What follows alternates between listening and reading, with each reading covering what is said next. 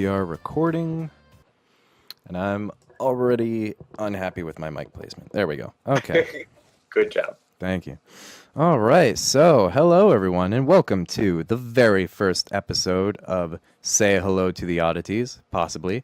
I mean, we don't know yet. This is really figuring out how well everything is going to fit together. You know, it's a pilot, really. It's a pilot. That name is definitely going to change, I'll tell you that. What? No, I love it.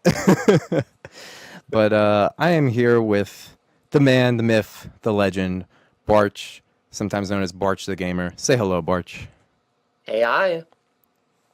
How you doing today? Doing swell. How about you? I am doing great. So, first off, tell us a little bit about you. Where are you from?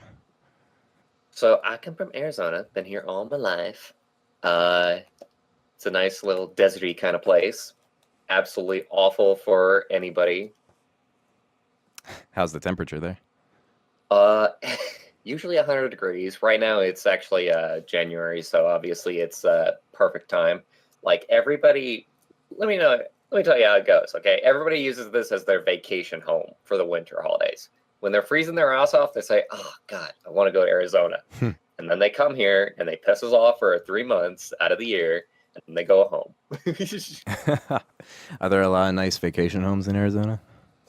Yeah, absolutely. I mean, like this place is awesome in the winter months because everywhere else is just snowing, and like I haven't seen snow ever since I've lived here.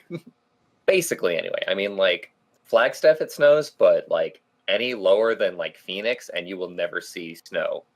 I'll tell you, I was surprised that any snow got down to Arizona, so that's pretty crazy. Flagstaff is in like the northernmost part of the state, so they definitely they're elevated enough to get it. Gotcha. So, how'd you come up with the name Bwarch? Bwarch, tell us about that. Okay, so first of all, I needed a name that was not awful for online stuff because I'd been using Bad Boy ever since I was a little teeny tiny Bwarch who was signing up for an account on Red Alert 2, and that was fun. But I needed a new one when I was signing up for MapleStory.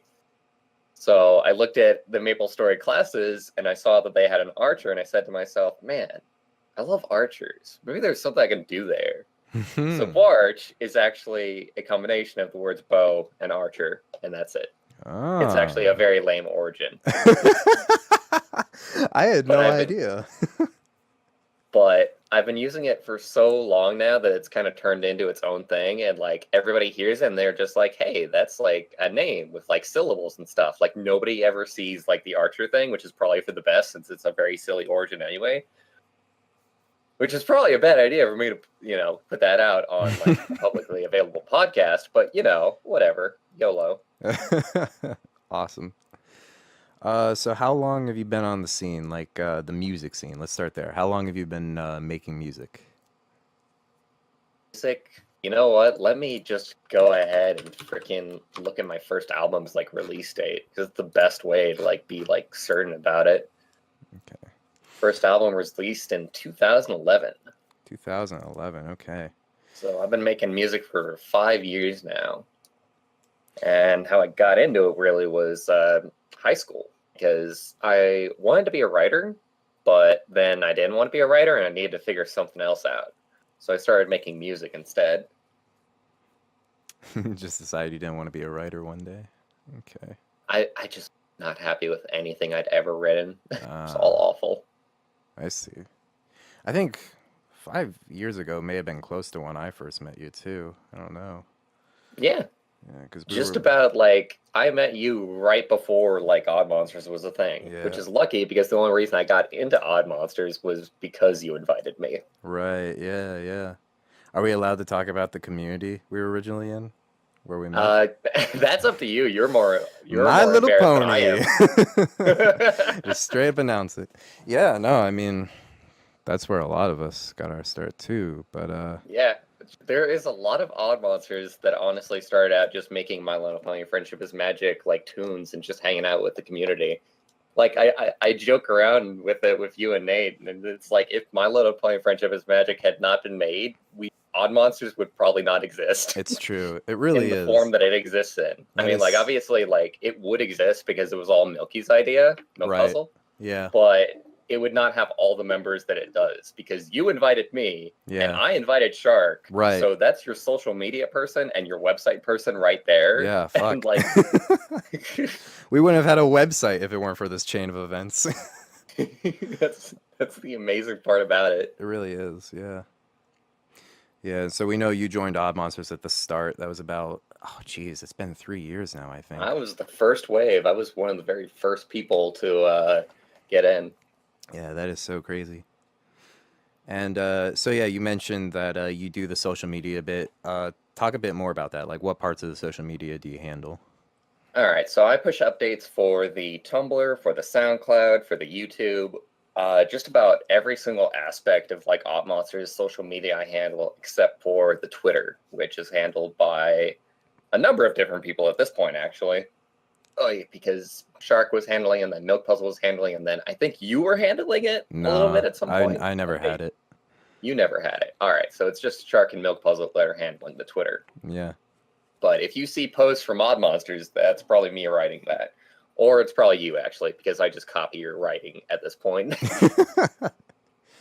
Whip, by the way, just writes the album descriptions. I do, yeah. Really good at it, so I can't copy. I can't, like, top that, so I just copy it. I write a few, yeah, I do write a few of the descriptions. A couple of others have. Did you ever write one of the Bandcamp descriptions, or? Don't think I ever wrote any of the Bandcamp descriptions except for my own release. Okay, Ellie must have done one at one point.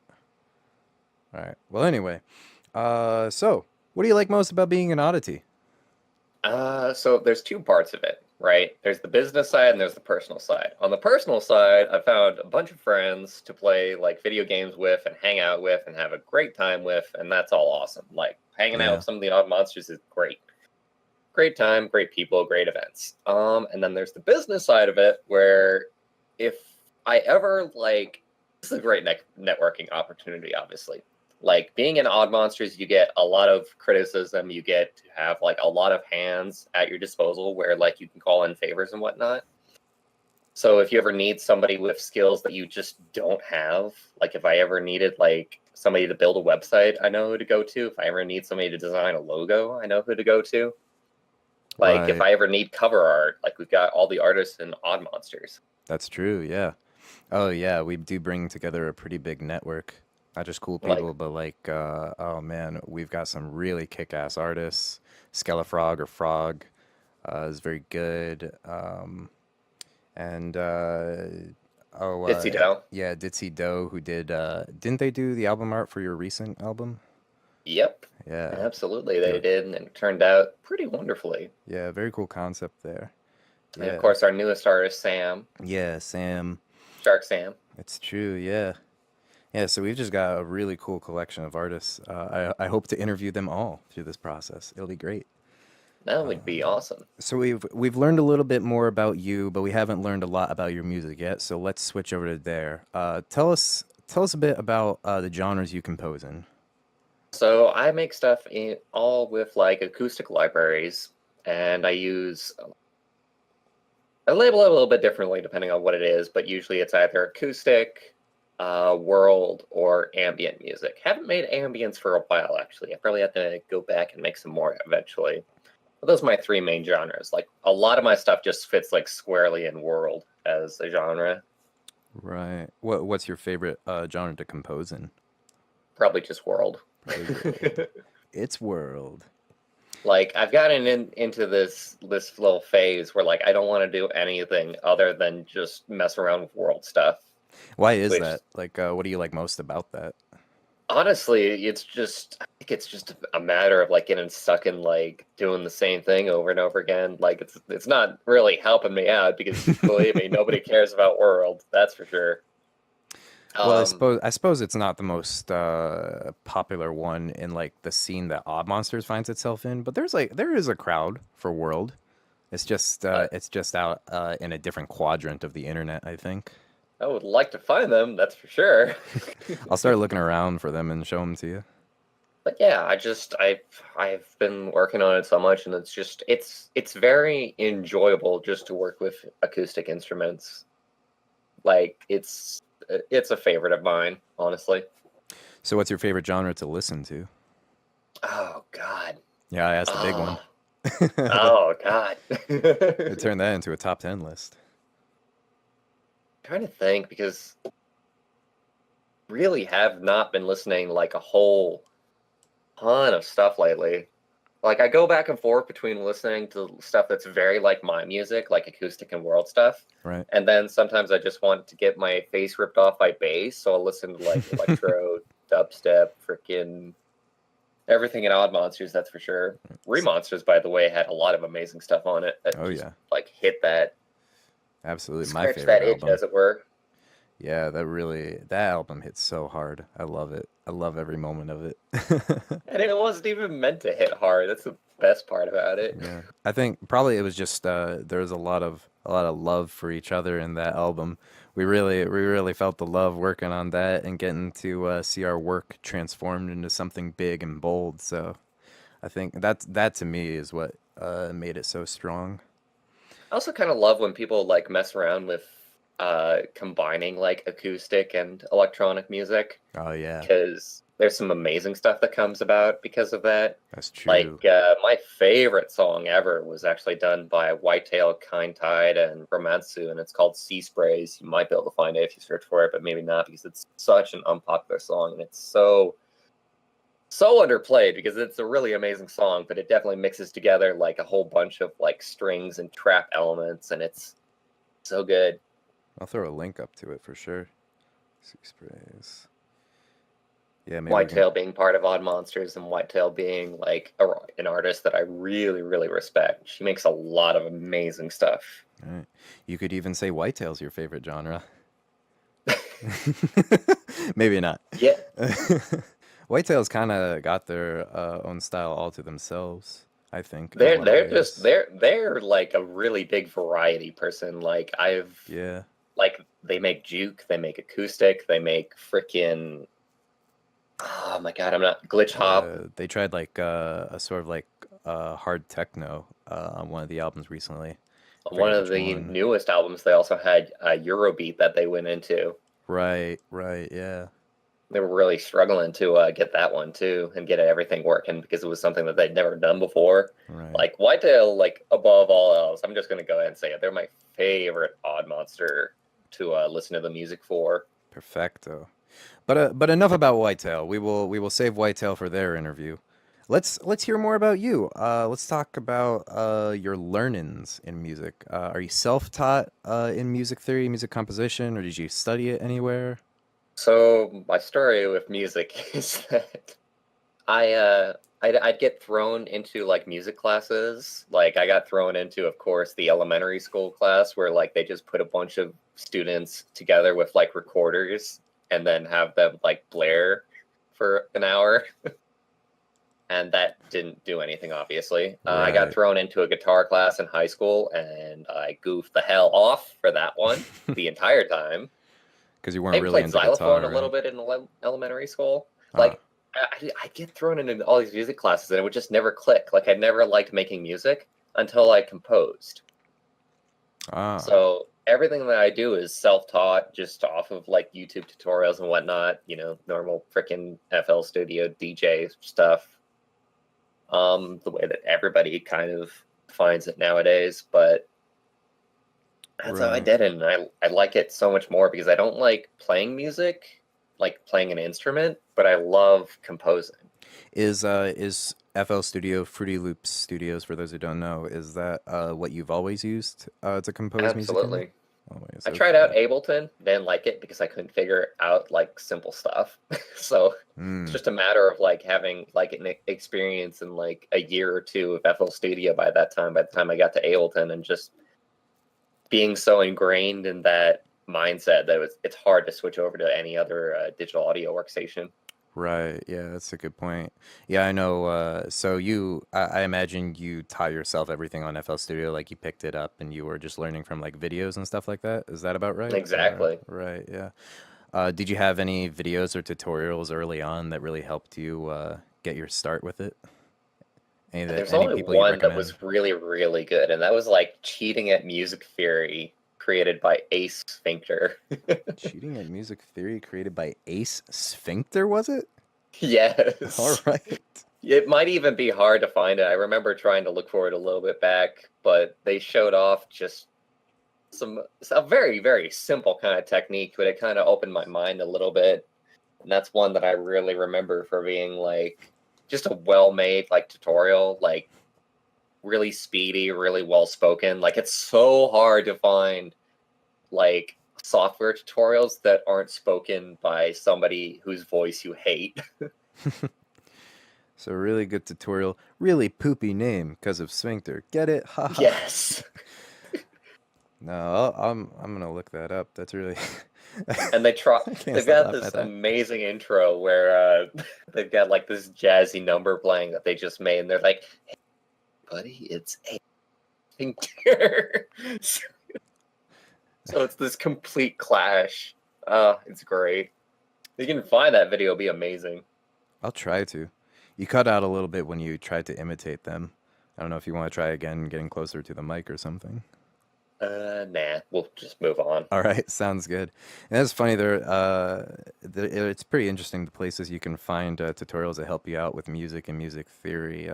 There's actually, do you know Oni NG or no? I think A he's little just called bit Oni. as an animator. Yeah, because he like made the was it Leo and Satan animations that got really popular. He has a music theory series of tutorials where he's just being ridiculous the entire time.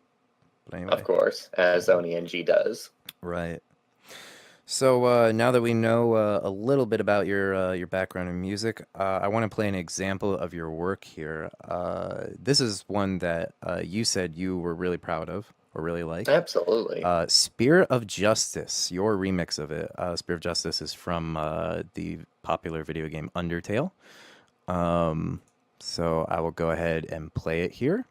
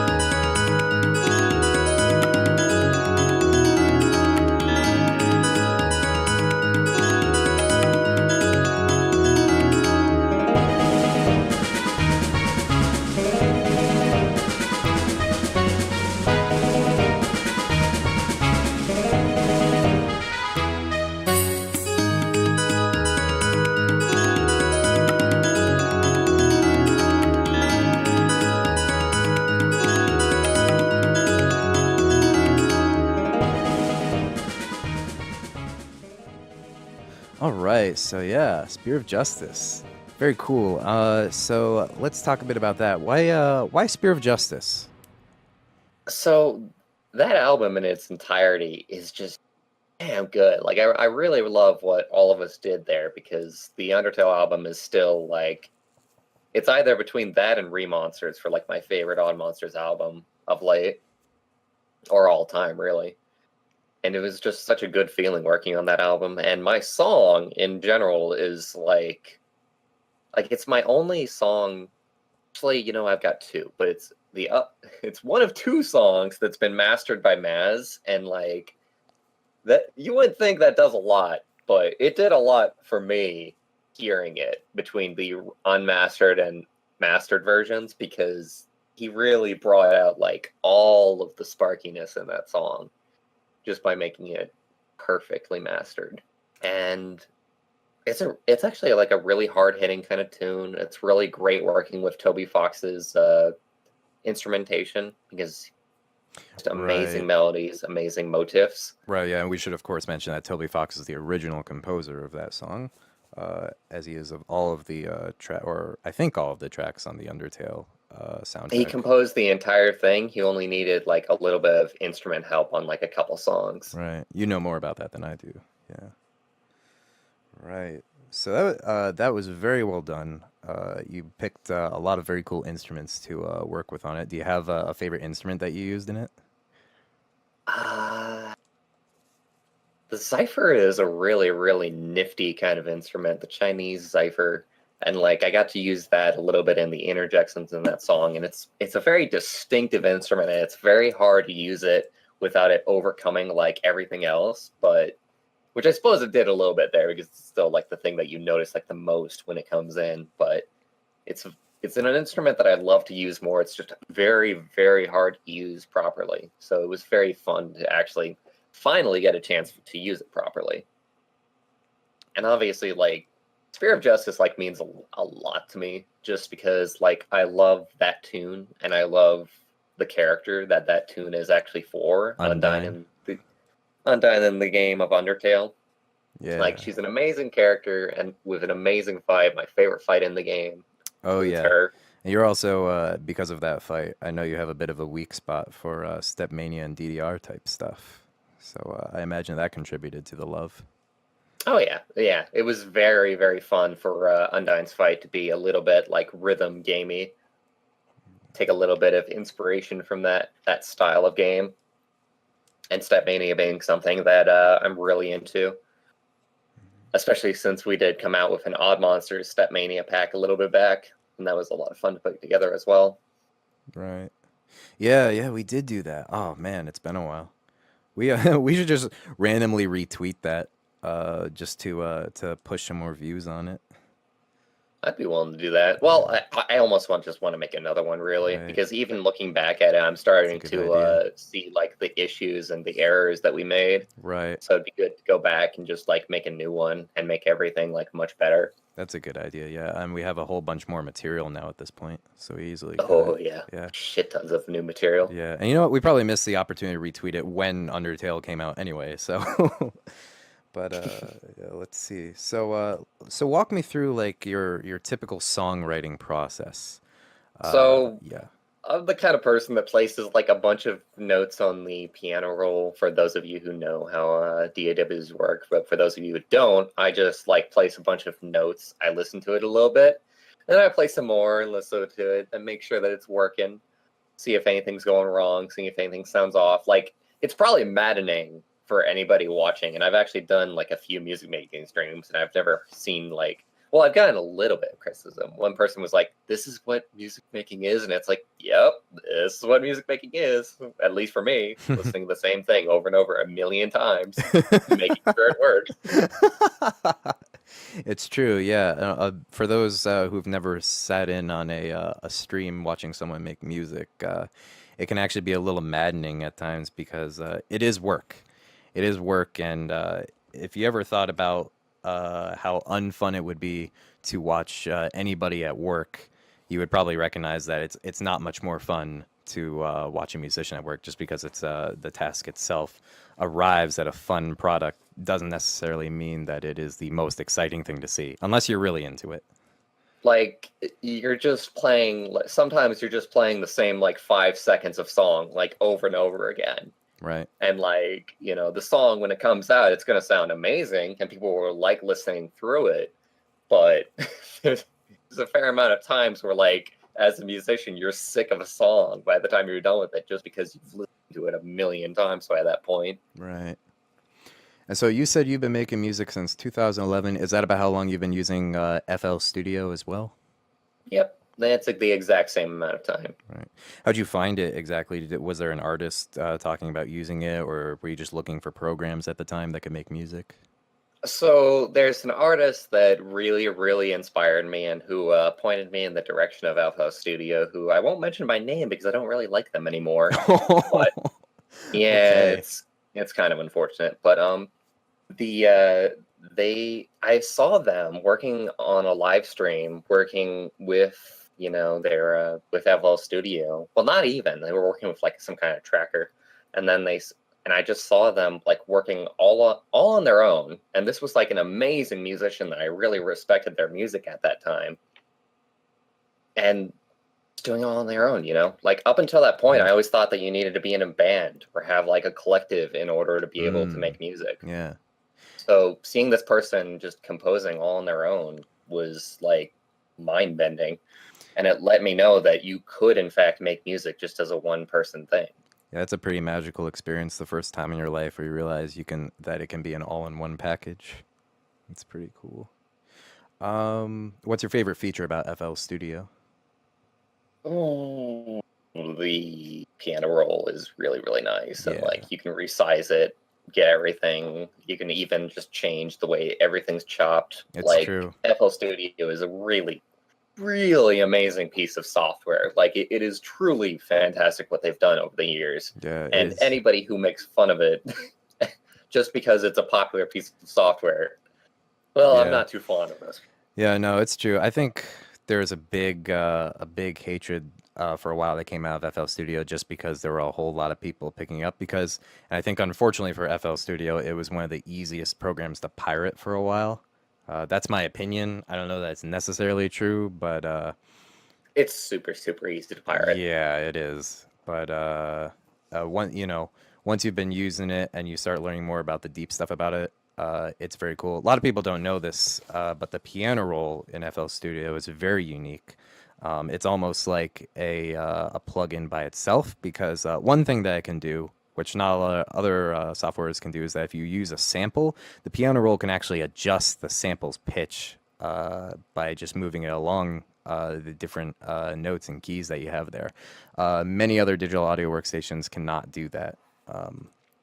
It won't just pitch up by moving it along. You actually need a plugin that can handle that pitch adjustment. So that's a very unique thing about FL Studio. So let's see. Are there any other programs that you use to make music? Are you, well, not like plugins, obviously, but like before we get into that, any other digital audio workstations, any recording software? The only other thing that I really use in my work is like Audacity, and that's only really for like exporting or like a lot of the mashup preview kind of stuff that I have to do for like AUDMONSTERS in terms of like the mixes that we have to do for the YouTube and the SoundCloud uploads. Oh yeah, we didn't even mention that you also have done a lot of the previews for albums that are coming out. Lot of them. I've done just about every single one except maybe one or two, really. I did some of the early ones myself, but then I got lazy and let you take over. Hey, look, Nate is on Steam. Very cool. Good job. Yeah, probably should have closed Steam, but that's okay. I'm not going to be saving the video footage. So, yeah, let's go ahead and talk about plugins now. What are your favorite plugins to use?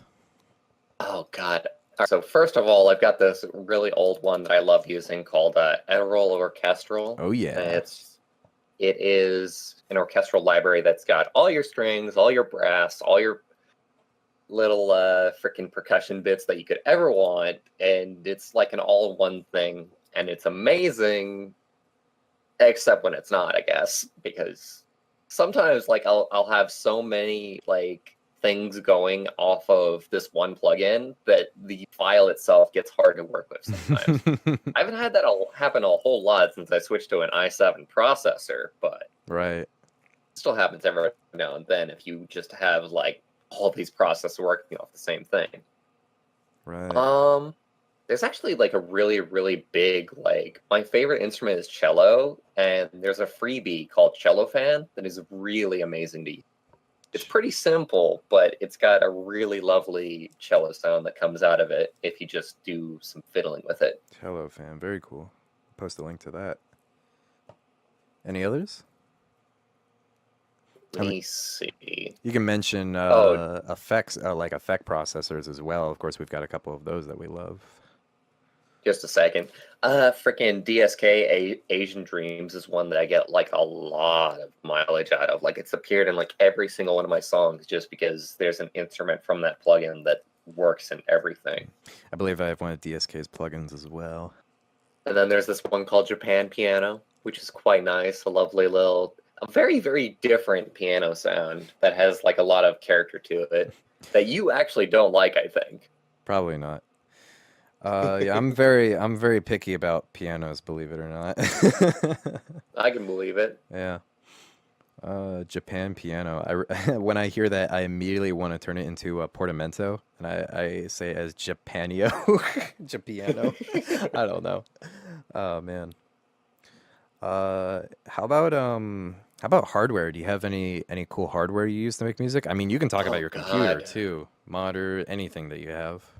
So first of all, like I did try and invest in hardware a little bit, but once again, it was one of those cases where I found out I don't like playing, even as far as like DJing or anything. Like I got this really expensive like DJ turntable once upon a time, Really?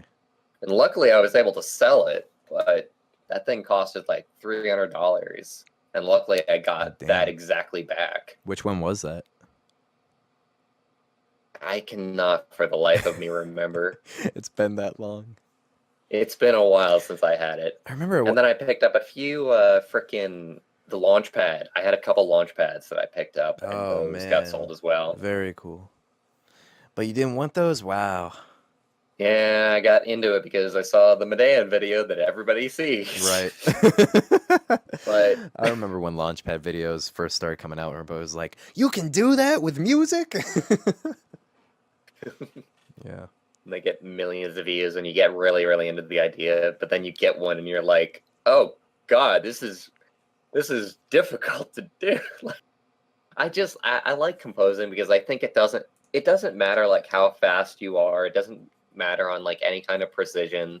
Like it's like the difference between like a Twitch shooter and like a strategy game. Right. And I love Twitch shooters, but apparently when it comes to music, I prefer like a strategy kind of point of view because I like taking my time and just not having to worry about what I'm doing at the time. Whoops. I accidentally just triggered some audio in the middle of you talking, but it's okay. It was only for a brief second. I think it was clean. But Yeah. yeah. All right. Very professional interview taking place. So yeah, I want to mosey on over to another song of yours. This is one that I like, and I'm picking it off of your recent album, The Unfinished Orchestral Scrawlings of Bwarch. You can take a look at it here. I'll post a link it as well. A link to it as well. And the song I have chosen here is "Working Hard in the Woods."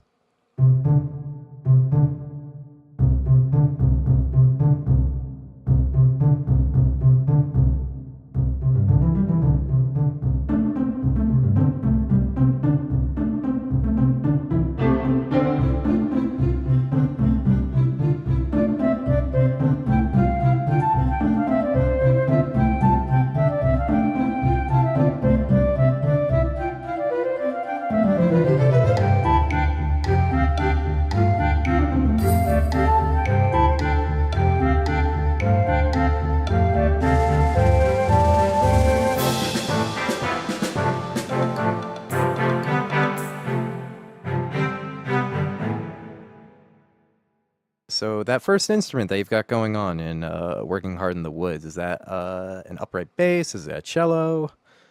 That is actually a double bass, upright bass, I believe is the word for it, isn't Yep, it? yep, it is. But yeah, I mean, double bass.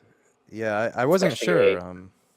it's another freebie plugin. A lot of my music actually uses freebie plugins because there's actually like Yeah, a lot of diamonds in the rough that you can find. You it's do have to true. kind of look a little bit because there's a lot of awful stuff out there that's available for free. But Right. if you find the right plugin, it's a match made in heaven. Yeah.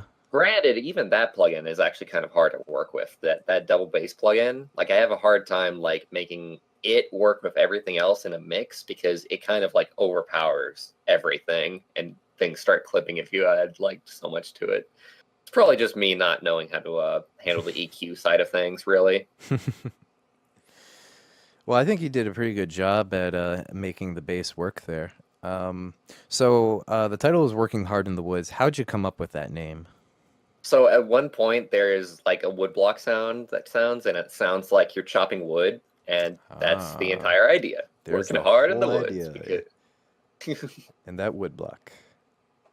and it's also a very foresty kind of sounding song. Like a lot of these songs, I just end up like making them, and then I listen to it after the fact, and I come up with it's just like a flow of the mind. Like first thing that comes to my mind is what the title is most of the time. Right. And an interesting thing about this album, it's given away in the title, but in case anyone doesn't believe it, all of these pieces that you did here, they're unfinished, right? Like they're in A various good states chunk of of them. complete and not complete. Okay. Some of them are done, some of them are not done, because some of them, like, I wasn't able to complete them because I couldn't think of how to complete them at times, and some of them I couldn't complete because I no longer had the project file due to decisions of my own and like moving over like my workstation from one computer to another. Right. Yeah, that can be very challenging when you're making the migration to a new station. A lot can get lost in the process, whether you want it to or not. Precisely. Plus, I deleted like a lot of project files on my own in like a fit of rage, and then after the fact, I was like, "Well, that was dumb." Oh, I've been there. Trust me. I know what that's like. Oh man, bad decisions made while angry. But it makes for an interesting album. Got some compliments on it from Milk Puzzle in specific. Seemed to really, really love the idea of it. Oh, he commented. Did he talk to you personally about it, or? He mentioned that he thought that it was just an excellent, excellent idea to get everything out there and to just be able to start off from like a clean slate. Oh yeah. Milk Puzzle also he encourages people to have multiple aliases. I think he has like three. I might even I don't even know if he's going to be using the Milk Puzzle alias for making music too much longer. I'm not sure. Aw, that's unfortunate. Well, I love I it. think he just wants to change his name or something like that. I know he's been doing a lot with Bashful, and then I believe he's also Delaware. I want to say that. Hmm. Yeah. And he encourages that because he thinks people should also have aliases where it doesn't take them as much time to work on music because it's kind of cathartic to be able to just get stuff out there. I think that's one way of looking at it. Yeah. On the other hand, I'm gonna like recommend not using aliases because that just in general confuses listeners, I feel, unless they're like hardcore, like really, really big fans of you. Yeah, But that's a like good point. casual listeners will like see like a different artist name and go, "What the hell is that?" Right. Yeah. So, unless you're really good at keeping those personalities separate and not letting people know about each other, I don't know, could be a risky game. Like just in general, like the more in one place that your music is, the better. Like my own Bandcamp page, which by the way, I still have to release like my new album there, but my own Bandcamp page I've basically made as like a permanent hub of my music that no matter how much I hate it, I never delete it I because gotcha. I just think it's very, very important for people to be able to find your music and be able to find like a discography from you. Like I've seen so many people just delete like their entire library of works that they've made, and Right. I don't know how like they expect to be successful doing that because then nobody has anything to be fans of. That's Actually, true. Yeah. I've removed a lot of my own music. Man, because I don't know, I just wasn't proud of it anymore. But yeah, no, you make a very good point. There's certainly good reasons to hold on to all of your music. Keeping your fan base is very important if you want to prosper as a musician in this field. there's a lot of indie musicians that make a lot of mistakes, and that's one of the big ones. Is just deleting like a lot of their music. Yeah, Like I get that there's a lot of personal feelings that are bound up in it, but at the same time, people just need something to be fans of. They really do. They need right, to be able to find you. They need to be able to like your music, and they need to have a world to actually like pay attention to. right, yeah, I mean, like Deadmau5 said it himself. It's like you want to build like a theme park for your fans to play in. yeah, and that's a very good way of looking at it. I mean, you're crafting a whole world if you've got like a persona like say what Odd Monsters is doing. So let's see here. You already mentioned a bit that you played some instruments, but you didn't really get into any of them. Like guitar didn't really work out for you. The full list is recorder, guitar, maybe a little bit of drums in there, I think, and xylophone. Oh wow! You played the xylophone for a bit. Was that any Xylophone was fun? probably one of the ones that I enjoyed the most, but it was still not clicking entirely. Gotcha. Right. So really, you're really not working with any physical instruments anymore. Not anymore. Gotcha. Let's see. Have you ever collaborated with someone before on music? God. So every Good single start. time that I try and do like a collab, it just never goes like anywhere. Like it's a miracle that I've been able to do like remixes at all to begin with. Mm. Like my original stuff, I've been able to have like a decent amount of success with it, but when it comes to like remixes and collabs, I have problems. I have major problems. Like what? What usually happens? Just not being able to figure out like where to go with it, what to do, where to start.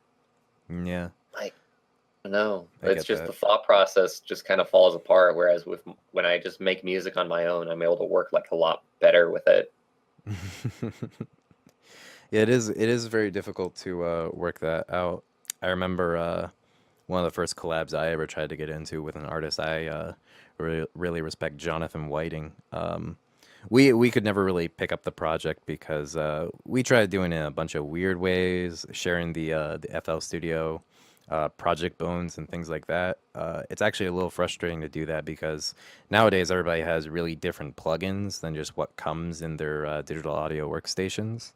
Yeah, for sure. Yeah, I found one of the things that works out best is just to first of all agree on everything that has to be the same, like the tempo, the BPM, the key, and then like choose which parts of the song you're each gonna work on. Like, are you gonna do the bass part? Are you gonna do the main melody? And then start shooting stuff back and forth like that, and start like arguing from there. Well, maybe not arguing, but you know what I mean. Like start discussing what you do and don't like about what you have so far, how you can arrange it into something better. Just like kind of giving each other roles to begin with is what really helps a project out. Like the reason you might want to collab with somebody is because you think they come up with a really awesome bass line. So you're like, hey man, you want to make a really awesome bass line for a song that I compose other parts for? Like that's one way to do it. There's a lot of vocalists and odd monsters that people probably want to that people have ended up collabing with a lot just because they're Yeah. like one of the few like vocalists that we have, and it's really nice to be able to work with a vocalist. Yeah, that's true too. Yeah, there we have a lot of great vocalists. Ivy. I gotta stop doing lists because as soon as I do lists, I'm like, oh shit, now I gotta think of everybody real fast right now. James. But yeah, yeah, we've got a lot of great artists. Hell, fuck it, I'll put up the whole list of everybody who sings. So anyway, um, let's go on some advice that you as a musician can give to others. Or actually, so let's see. When you first started getting into music, did you have any mentors you looked up to? Any musicians who you thought were really great? Anybody who gave you really good advice when you were starting out? Gosh. Yeah. um, Nobody really comes to mind other than the musician that I've already said I don't want to mention. You know, Skrillex is actually somebody that I really respect just because their mixes are like really on point. Like I've always kind of wanted to get to that point to where my stuff sounds like clear and like everything you can make out like individual instruments like in really nice detail. Because that's something that's really hard to do for me is just getting the mix right. And Right. Skrillex works with like all these like amazingly bassy and explosive synths, and It's he's true. able to make everything stand out in perfect clarity. Right. Yeah. That's very So that's true. something that I've always like really wanted to attain. And he's always had like a great attitude about just music in general. I think what else? I mean, like I get a lot of great advice from Odd Monsters. Obviously, like every Odd Monster can just put like a song into the chat and just ask for advice on what they're doing wrong and what they're doing right, and get some really good tips from it. So I've done that every now and then, Right. and got some pretty decent tips for mixed stuff and whatnot. Very cool. Are there any artists or composers, producers who you would recommend to our listeners? Everybody should listen to Yonsei. Everybody should listen to Austin Wintory and Infected Mushroom. Awesome. And Whitetail. Whitetail for sure. Listen to a lot of Whitetail stuff. Like Absolutely. Whitetail's like solo work is amazing. Like especially one of the things that they worked on that I'm really sad is never gonna like be a thing was their soundtrack for Fighting Is Magic. They'd released 2 songs for it, and they're actually like their 2 like most popular songs on their channel. And that game actually got a cease and desist from Hasbro. That's right, it did. It did get that. So all of that music had to just be abandoned, which is really sad because It is. their theme for Pinkie Pie in particular is like a really, really amazing song. Yeah, that was quite well done. I remember listening to that. And just like A Million Lights release from Whitetail is like really amazing original stuff. I remember you raving about that. Yeah, that's one of your favorites from them, right? It's one of the only songs that I've ever been able to do a remix of as well. Mm. And Yeah, that that's pretty remix cool. is something I'm still proud of. Yeah, we should take a listen to that. Or I'll post a link to it at the very least. A Million Lights by Whitetail. Amazing little release. Yeah, and of course the Bwarch remix. Also, it's been remixed by Milk Puzzle on the same release. Oh yeah, it was, wasn't it? Oh man. Look at how we're all getting around. that was before you were in AUDMONSTERS. And a lot of other Odd Monsters like solo works. That's true, yeah. Nate apparently found me from looking at All Levels at Once's Phoenix first set of remixes. So that's very cool. So, and do you have any advice for those who are getting started with making music, picking up a digital audio workstation? Any just general advice? So, first of all, perfectionism is something that you should avoid at all costs and is not good for like anybody of any skill level. Perfectionism honestly, is when a it comes to music. disease. Like I knew this person who they thought that they should get it right like the first time, so they spent like a year on their first song, and I listened to it and it was terrible. It was awful. It was not good because it was their first song, you know? Like Right. every single musician in Odd Monsters, our first song was pretty bad. Oh yeah. Yeah, So that's true. what you want to do, and this is something that like goes for just about every single creative discipline, is you want to go through a large body of work. You want to make a lot of stuff really fast.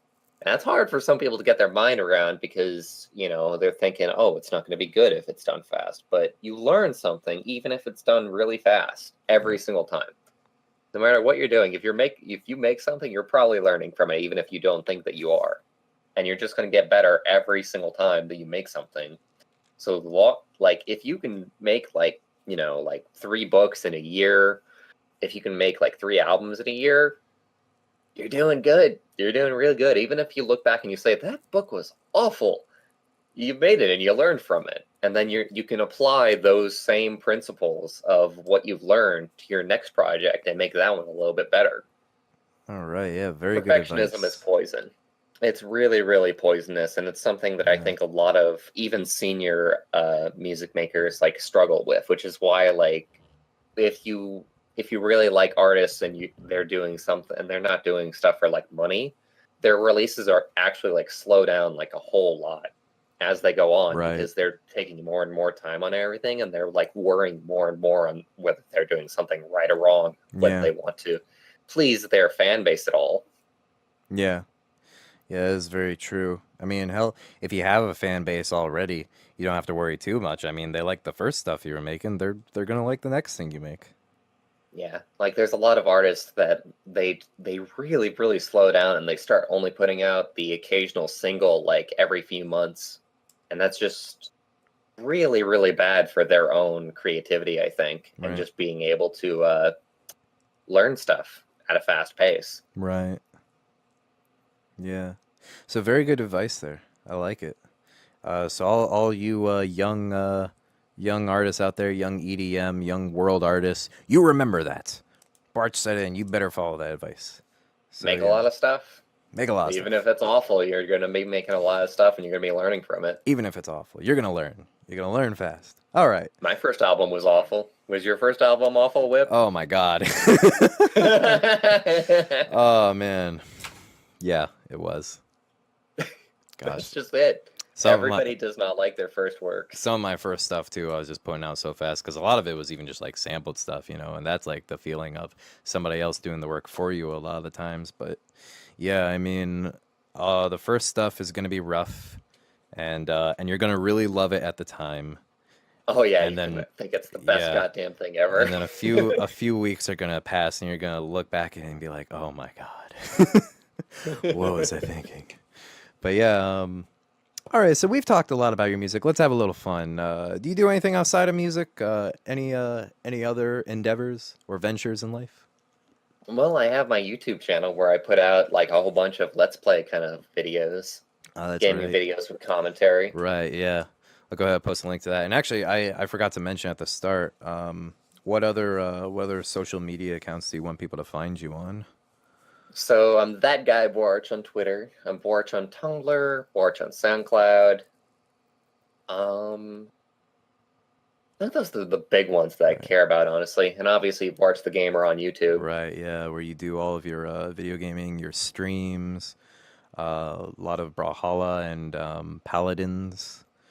Oh yeah. Yeah. Let's see. Any future plans for Bwarch the Gamer? Not entirely. Nothing. It's Nothing at been the harder moment. and harder to work because the views are kind of not going too swell nowadays. Mm, It might be like a problem with me, or it might be just it's probably a problem with me because I've become like really obsessed with like only a few games and just been doing like videos on all those games. And like when it comes to YouTube, I think you find like better success with gaming videos when like you do a lot of videos on like a lot of different games. right. Gotcha. Okay. So, where do you find yourself socializing the most online? Bwarchpad currently. That's the Discord chat that I use and own, and I just hang out with a bunch of friends on. Okay. Do you use Twitter a lot at all with communicating with fans or? Not really with fans, but with friends for sure.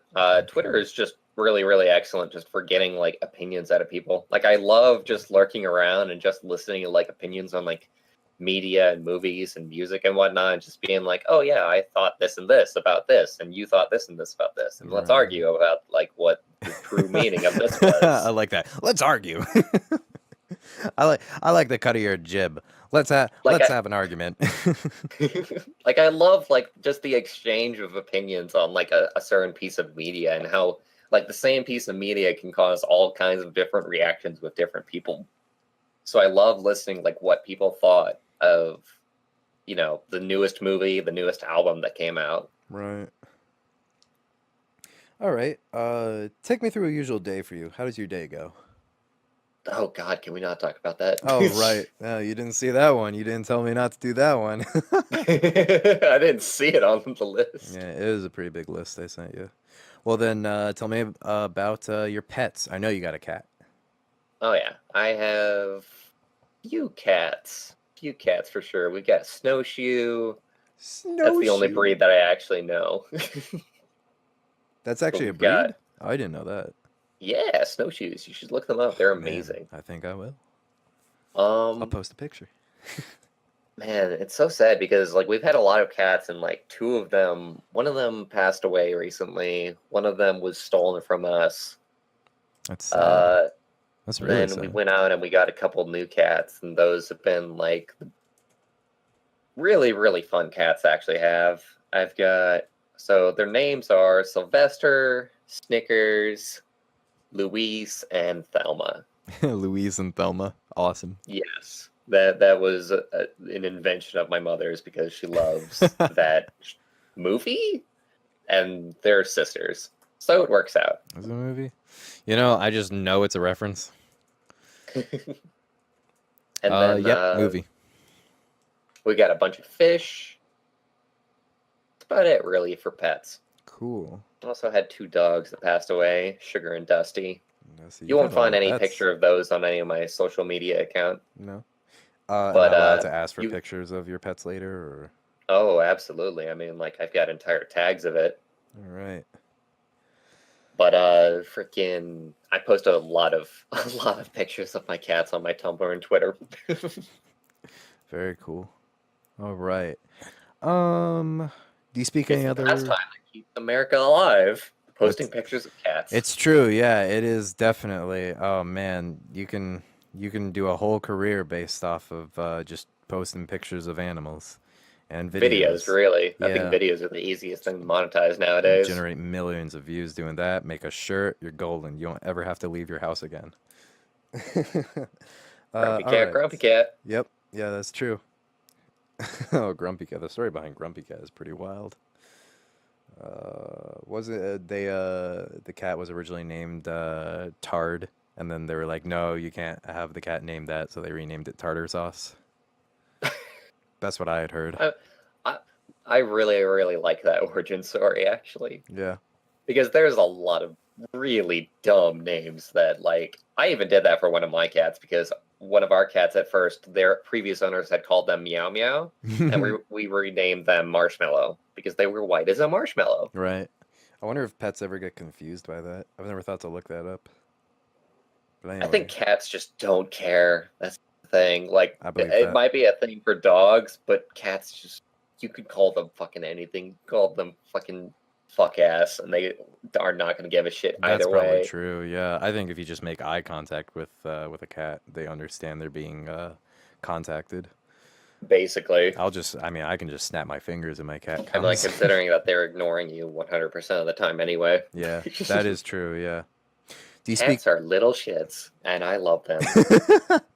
They're actually, let's see, they're one of the biggest invasive species on the planet because Oh wow. yeah, we have assisted them in their process of taking over the land. Yeah, That's amazing. yeah. So, do you speak any other languages besides English? Nope. I took a Spanish class in middle school. I've completely forgotten every single thing about that except for at a library it's called a biblioteca. All right. So you at least say biblioteca. Very cool. I think they almost tried to put me in French in high school, but I wasn't having any of that. That's what I did. But you were not into that. All I right. want to learn a couple of languages, but I'm so lazy I'll probably never get around to it at this point. It's a lot of work. It's a lot of time and commitment to learn a language. Especially depending on the difficulty scale of languages. Yeah. Yeah, very true. Wasn't one of our friends trying to learn Chinese? Nate. Nate's Yeah, and intends to learn that once he gets into college. trying to learn Mandarin. Yeah. Sorry, mentioned. Gotta remember that. Chinese. Anyway, Oh yeah, Mandarin, yes, yeah. trying to learn that, and that's one of the actual hardest languages you can learn since it's so fucking different from English. Right, yeah. That's certainly how it seems. Okay, the big problem that a lot of people have with Mandarin is just tone. Mm. Just the fact that the way that you say something Oh yeah, different determines inflections. how it comes off. Yeah. Yeah, very good point. Yeah. That is very different from English because we don't have that. Um, maybe maybe underlying meanings behind tone, but it doesn't really change the word. So let's see. What's your favorite color? Green. Could have guessed that. I like a good old hunter green. What's your I favorite? fucking hate neon. No neon green. No neon green for Bwarch. What's your favorite food? Burgers. Burgers. I love a well-cooked burger. Yeah. Oh gosh, we have talked a long time about burgers in the past. It's always so sad because like I try and talk burgers with like, friends on like Discord and whatnot, but it's hard because burger joints are very localized a lot of the time. So even though like I'll have like something and I'll think it's like nationwide, it's not actually nationwide. Like I've tried talking about In and Out a little bit with people. God, that is so hard to do. It's only on the West Coast. It's really only Yeah. in California, and they've been spreading out to Arizona, luckily, which is why I have them. But they're Right. like this Yeah. amazing, amazing burger joint. I know. Yeah. The Grumps talk about it. Makes me jealous. All right. So, favorite animal? Foxes. I Fox. love foxes. They are adorable. There's actually a fox sanctuary in Japan that I intend on freaking going to sometime. You can look up videos about fox sanctuaries and just see like hundreds of foxes just gambling about and screaming, and it's amazing. All right. Favorite video game, which I think is a dangerous Journey. question for you. Oh, okay, perfect. Journey. Right, moving. Journey is my #1 favorite game of all time from that game company. Only available on PS3 and PS4, unfortunately, but it's an amazing experience that I think everybody should seek out, at least in Let's Play form. Then there's the PlayStation network now too, right? Yeah, what you is can it? actually. Well, I don't recommend doing this, but there's PlayStation Now where you can actually PlayStation stream Now, like PS3 games to your PC, right? but there's a lot of input lag and a lot of quality issues when Mm, you do that. So, but you can in fact experience PlayStation 3 games on your PC, but it's not an enjoyable experience at all. gotcha. You got a favorite board game? All right. No. I'm thinking about it because I actually like I've been playing like Tabletop Simulator like a lot with friends a lot lately. Not Oh from yes. WorkPad, but from this other Discord group that I'm part of, Right. Yeah. and that's a great time. Trying to think because okay, I'll pick two. How about that? Mm-hmm. Because I love Exploding Kittens and Mm. I love Mr. Game. Mr. Mr. Game. Game, Mr. Game is a really amazing board game where a lot of it is left up to interpretation, and that creates a whole bunch of really fun scenarios. More so than just having like really hard laid rules like chess or checkers does. Ah, that's cool. I had a fun time with checkers. Like with a friend. A friend of mine just hates checkers, and I got them to sit down and play a game with me. And they lost horrendously, and I definitely did change their opinion of Yeah, it. I was about to say. So now they love checkers, right? What's your favorite book? Okay, so I love this book series by Jim Butcher called The Dresden Files. It's this really amazing fantasy, freaking sci-fi, freaking gumshoe detective novel series that is all kinds of amazing, and it's a little bit adultish at times, actually. It's got a whole lot of adult topics around it. Mm. It's definitely not the kind of thing that your kids should read, by the way. But all kinds of like vampires and like old fae kind of stuff going on in there.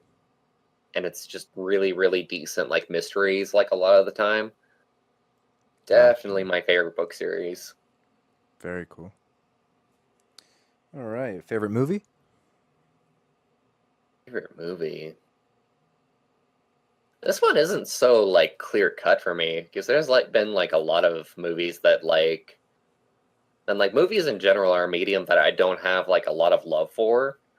Like I think out of all media, like movies are doing like the worst right now in terms of just general like creativity and like amazing things that can come out of the medium. I'd agree to that. Yeah. But I do love some stuff. Like I enjoy some of Zack Snyder's old work, like 300 and Watchmen were pretty damn good. As Oh much as yeah. people fucking hate Zack Snyder nowadays. Do they? Ah, I didn't know Oh that. yeah, you got to look into it sometime. It I is guess so. amazing how Yeah. many people hate Zack Snyder now because he's at the helm of like all the DC movies at this point. So Ah, okay. like Batman v Superman was his newest one, and that Yeah. that one definitely got mixed reviews. Oh That's for yeah, I sure. heard about that. Yeah. No, I am unfortunately highly uninformed about him at the moment. A lot of things. All right. So let's see. How about favorite show? Let's start with live action. Favorite live action show. Favorite live action show. You know what? I just got finished watching Stranger Things. That is a fucking incredible show that everybody should watch if they have Netflix. It is a pretty good show. Yeah. A good little it's got a lot of different elements in it, honestly. It's a live action show, but it's got a little bit of horror, a little bit of thriller, a little bit of mystery, and the acting in it is phenomenal. Like the child actors and that they got have like some amazing acting chops. Oh yeah, I love oh jeez. I can't remember his name at this point. He wears a hat with the curly hair. Yeah, the curly-haired kid. Everybody remembers him. Yeah. Uh, yeah, insert name here. Yeah, that guy. Oh man, love him. Definitely said it right perfectly. Stranger Things is an amazing show, but it's hard to remember the names. Yeah. It really, really is. Yeah. Favorite anime? Oh gosh, favorite anime. Yeah, I know that's a big list. You know what? I'm just gonna go ahead and say Kill la Kill. That All was right. like my that's an Yeah. amazing show. It is really good. Studio Trigger in general has been making like the studio behind Kill la Kill, by the way. They've been making a lot of amazing stuff that I've been meaning to look into. They were also at the helm of Little Witch Academia, which are a couple of short movies that are amazingly well done and very different from Kill la Kill. But Right. Kill la Kill itself was like an amazingly animated show with an amazing score that like I listened to every other day. Just really, really awesome music work there. Mm. Like it's actually a lot of it is orchestral, some electronic in there, so it's like right up my alley, obviously, because it goes from soft to hard in like seconds flat. Right. Favorite cartoon? Gravity Falls. Gravity Falls. Gravity Falls just recently ended, and that show was really, really fun to follow along with. Children's animation, so they can't go like too hardcore with it, although they definitely push the envelope at times, actually, with some of the monsters. Like everybody always points out just how horrifying like the monsters in that show were, considering that it's on Disney XD. Right.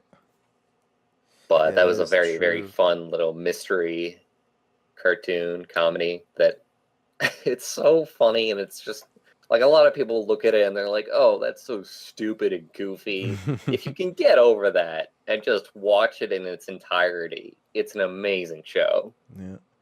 They did some pretty sneaky stuff with social media too, if I remember. Oh yeah, yeah, yeah. Yeah.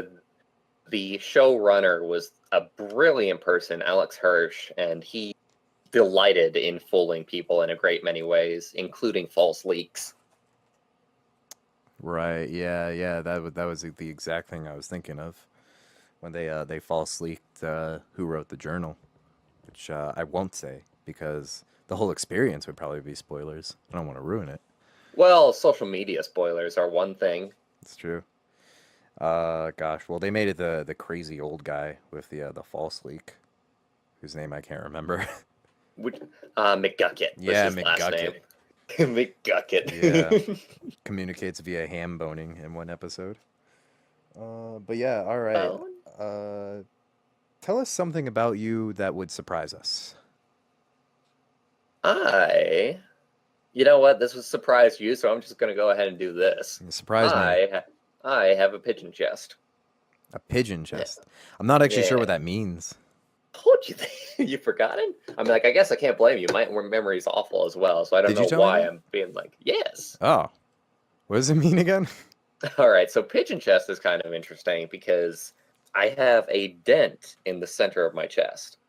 You told me that?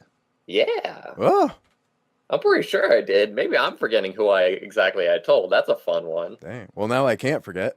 Now it's recorded. Yeah, but you'd be surprised, by the way. But yeah, it's a dent in the center of my chest, and it will probably give me problems later on in life. Breathing problems, obviously, because I've got this dent in the center of my chest. I don't recommend Googling this, by the way. Lots Okay. of horrifying pictures. Nobody Google it. Nobody look at this picture that I just put up of it. That are like not representative of like my specific condition, because I got a very, very mild case of it, I suppose. Okay. But everybody always expects like your chest to be like really like filled out and like flat and defined and like, you know, like the normal like male pecky kind of thing. And then they see that I've just got this little crater in mine. So definitely weird for people to find out. Right. All right. So we're just about at the tail end of the interview. Now we're going to play a little game that you have agreed to play because I asked you which one you would play, and you said $1,000,000 butt. For those who don't know, Rooster Teeth. It is all about a game about a finding a butt that is worth $1 million. Yes, that is the whole game. You must find it by the end of the day, or else you will get bad luck. Be sure to Oh also email no! this to 10 other people. Yeah. Rooster Teeth actually made this game popular, and they have their whole form of it. But anyway, so $1 million, but you get $1 million, but something awful happens to you, and you gotta decide whether you're okay with that or not. All right, so Bwarch, here's what I got for you. You get $1 million, but the only form of orchestrated music that is popular now is kazoo. All kazoo orchestra. That's what there is from here on out. Okay, how popular are we talking here? Is this like getting radio time? Yeah, like if you go to a Philip Glass concert, he's only composing using kazoo now. Like when you go on the radio and it's an orchestra channel, it's been so overrun that now kazoos are the only thing that's playing. God. This is also really bad because I love an orchestral composer by the name of Austin Wintory, so he would be composing entirely by kazoo. Right. But you can still, I mean, you can find music beforehand that wasn't kazoo, and there are definitely some indie scenes that are not kazoo. I mean, it can't be all kazoo. You know what? Considering that I don't have to listen to it, and I can just kind of ignore it, but it's off of like, it's taking over like one of my favorite genres of music. I'll take the $1 million. I'll take the $1 million. Okay. Now, how about this one? You get $1 million, but your mouth is now a kazoo, and people can understand you and everything, but you sound like a kazoo. How can people understand me? That's the magic. Kazoo? That's the magic of it.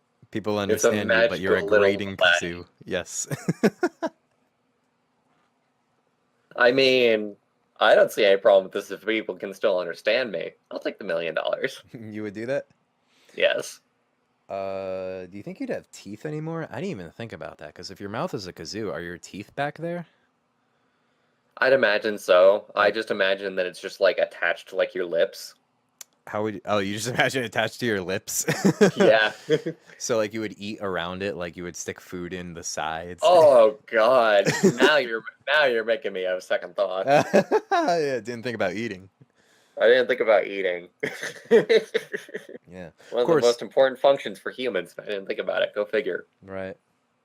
But you got $1 million now, so I don't know. Maybe you can. I didn't say that you have to keep it. Maybe you can pay for surgery. I don't know. That is a really nice workaround. You're better at this game than I am. All right. Well, that's pretty much all that I have for the interview. So, Bwarch, I would like to thank you for taking the time to be the first guinea pig in this this interview process. It definitely went on longer than I was expecting, so that's pretty exciting. I think that you're going to have a much shorter time with people that you aren't as familiar with. That might be true. Yeah, it's very possible. But yeah, it was a wonderful time. Yeah, it was great. Thanks for coming on and saying hello to everybody. And now we will say goodbye. Look forward to future episodes, everybody. I think this one's gonna make the cut. I think we did it. But yeah. Laters. Goodbye, everyone.